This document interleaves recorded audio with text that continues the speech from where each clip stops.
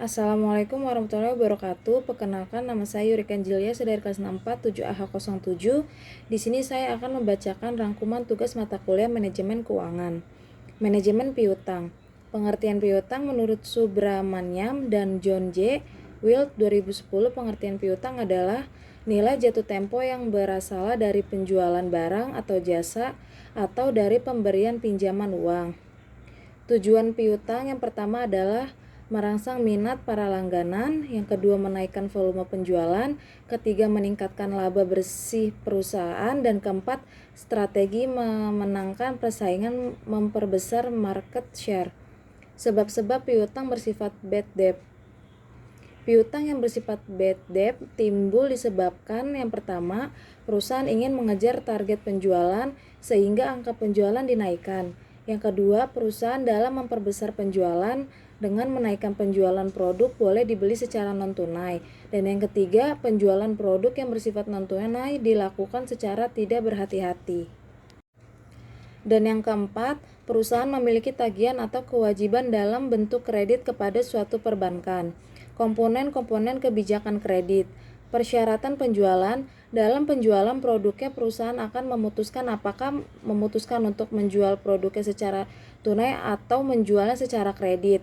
Analisa kredit. Dalam pemberian kredit, suatu perusahaan harus dapat menentukan seberapa besar usahanya untuk dapat memisahkan antara pelanggan yang akan membayar dan pelanggan yang tidak membayar. Kebijakan penagihan. Setelah kredit diberikan, perusahaan akan menghadapi persoalan bagaimana penagihan dilakukan. Cara memperkecil resiko bad debt.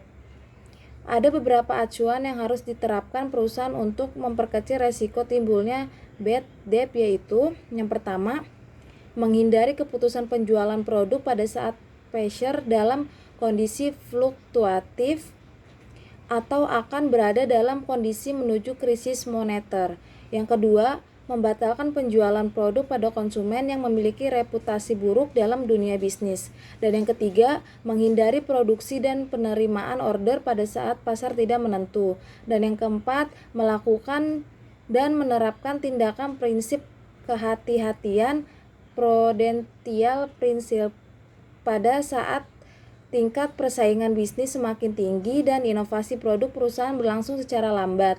Dan yang kelima, ada ukuran persentase yang layak diterapkan untuk besaran piutang. Pengertian cash conversion cycle. Joel G. Siegel dan Jae Kasim 1999 mengemukakan pendapat mengenai cash conversion cycle. Yang pertama adalah tindakan mengubah satu kelas surat berharga perusahaan menjadi kelas surat berharga lainnya.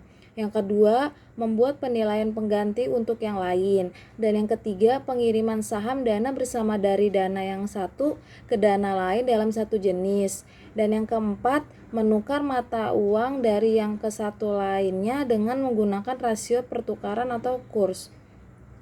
Rumus menghitung cash conversion cycle adalah cash conversion cycle yang sama dengan ICP ditambah RCP ditambah PDP. Unsur-unsur kredit. Unsur-unsur kredit adalah sebagai berikut. Yang pertama, kepercayaan terus adalah sesuatu yang paling utama dari unsur kredit yang harus ada, karena tanpa ada rasa saling percaya antara kreditur dan debitur, maka akan sangat sulit terwujud suatu sinergi kerja yang baik. Yang kedua, waktu time adalah bagian yang paling sering dijadikan kajian oleh pihak analis finance, khususnya oleh analisis kredit. Yang ketiga, resiko menyangkut persoalan degree of risk, di mana pada keadaan yang terburuk pada saat kredit tersebut tidak kembali atau timbulnya kredit macet. Dan yang keempat, prestasi yang dimiliki kreditur untuk diberikan kepada debitur. Jenis-jenis dan jangka waktunya. Kredit berdasarkan jenisnya ada 3, yaitu kredit konsumtif, kredit produktif, dan kredit perdagangan. Sekian dari saya, terima kasih. Wassalamualaikum warahmatullahi wabarakatuh.